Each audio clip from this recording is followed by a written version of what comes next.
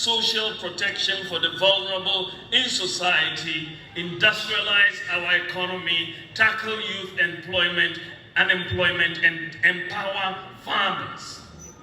Between 2017 and 2019, all the key economic indicators, such as economic growth, agricultural growth, industry growth, interest rates, the fiscal deficit, exchange rate depreciation, and the trade balance were all moving in the right direction.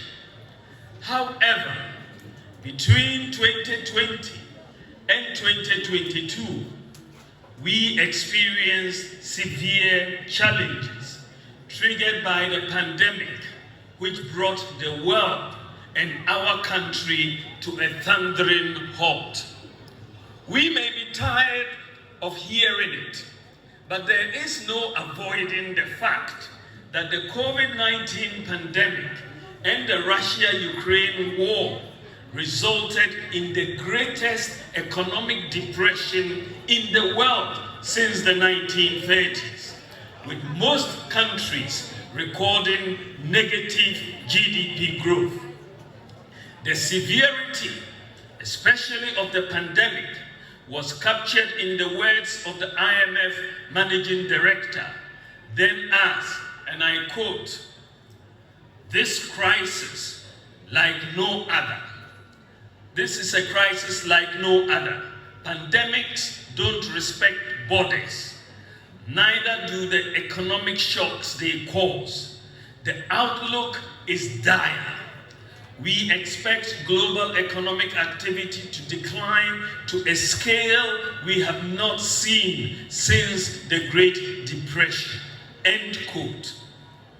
Supply chain disruptions and rising price of oil resulted in major increases in the prices of fuel, freight, and food across the globe.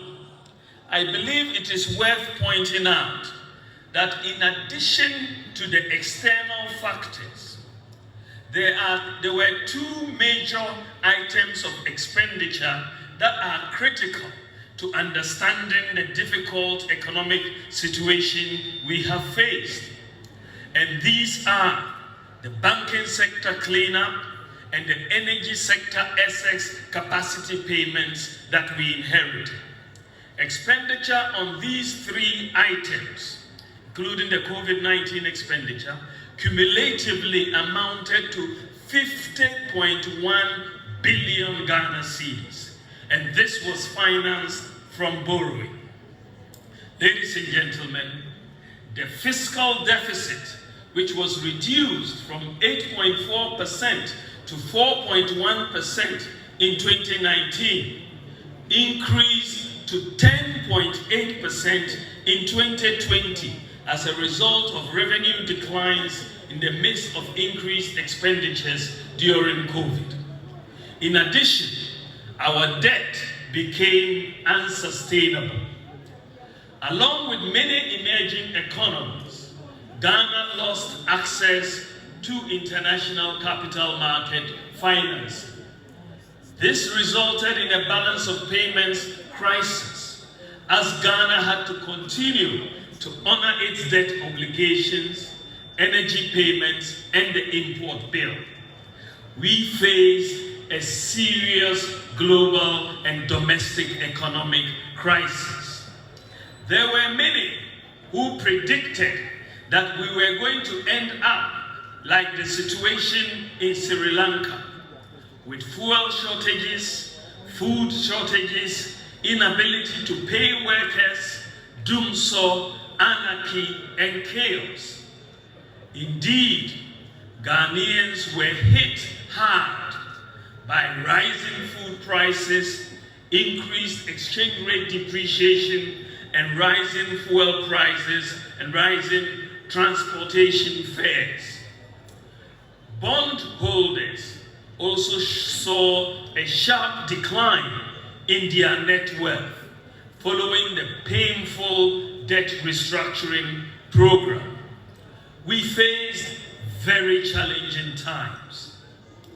but with calm leadership and the support and understanding of the good people of Ghana, we have weathered the storm.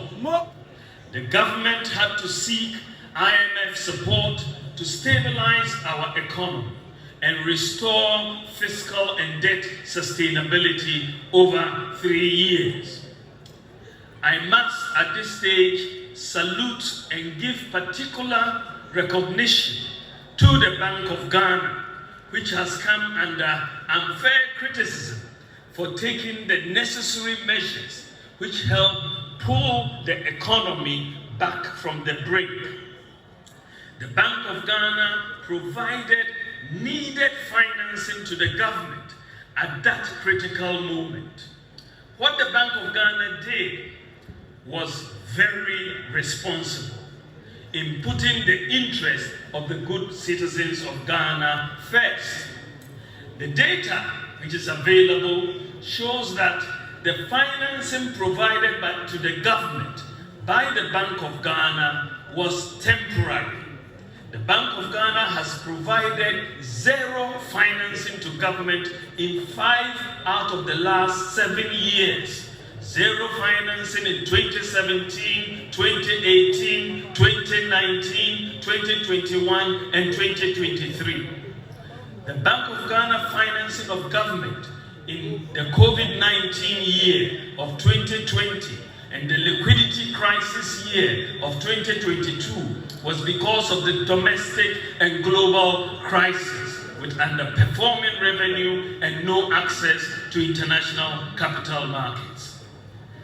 Ladies and gentlemen, the good news is that the data shows that the economy is recovering from the crisis we faced. Good job, good job, good job, good job.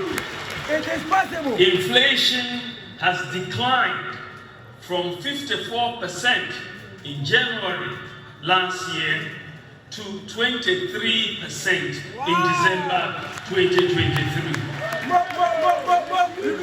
Economic growth is rebounding, spending is under control, and the fiscal deficit as a percentage of GDP has declined from 10.8% in 2020 to 4.2% in 2023.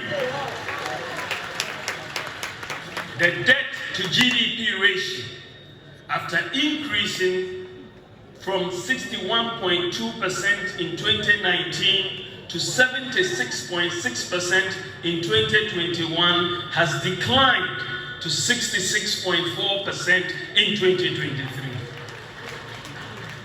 And the exchange rate depreciation has also slowed down sharply since February 2023.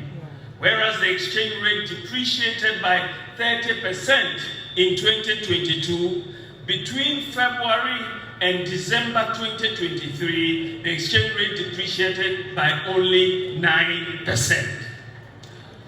Ladies and gentlemen, what is remarkable is that notwithstanding the domestic and global crisis that we have experienced between 2020 and 2022, the economic performance as measured by the key economic indicators such as GDP growth, agricultural growth, industry growth, trade balance, exchange rate depreciation, lending rates, gross international reserves, and jobs. The performance of all these key indicators is better under our government than that of the 2013 to 2016 period, when there was no global crisis. When there was no global crisis. Let me give you 2 examples for the sake of time. You look at agricultural growth and the stronger GDP growth performance in 2017 to 2022 period is underpinned by a strong agricultural GDP growth, which increased from an average of 2.9% between 2013 and 2016 to an average of 6% between 2017 and 2022. We have done double what we inherited, notwithstanding the crisis. We have made a lot of progress in agriculture, even though there is more to be done. Rice imports, for example, have declined by 45%, from 805,000 metric tons to 440,000 metric tons between 2021 and 2023. The goal is to be a net exporter of rice by 2028. It is clear that some of our policy interventions, such as planting for food and jobs, have borne fruit. I now tackle exchange rate depreciation. On the performance of the cedi exchange rate, it is also interesting to note that between 2013 and 2016, just before we came into office, the cedi depreciated by an average of 17.7% annually. But since 2016, between 2017 and 2020, there was a significant decline in cedi depreciation to an average of 7.5%. The average cedi depreciation further declined to 6.8% between 2017 and 2021. However, the 30% depreciation of the cedi in 2022 resulted in the average depreciation of the cedi between 2017 and 2022 to be 10.75%. So again, notwithstanding the domestic and global economic crisis, the depreciation of the cedi under our government is lower than that we inherited from the 2013 to 2016 period. Let me talk about jobs.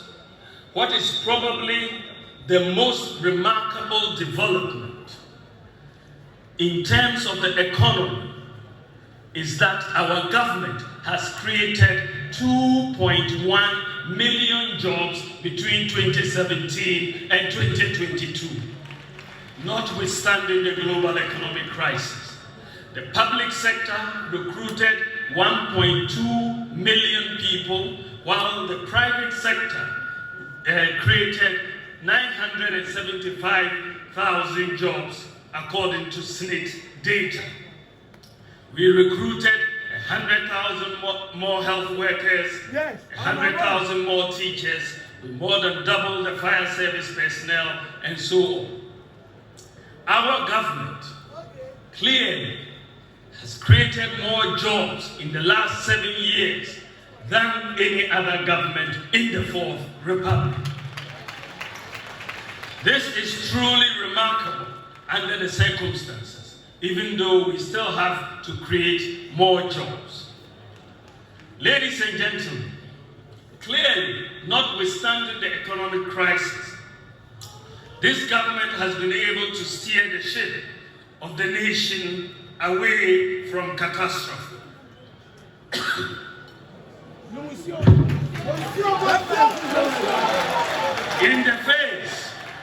In the face of the crisis, overall performance of the economy in areas such as GDP growth, agricultural growth, industrial growth, trade balance, gross international reserves, and job creation has demonstrated resilience. Ladies and gentlemen, available data also shows that notwithstanding the challenging economy we inherited and the global economic crisis that ensued, government has chalked a large number of achievements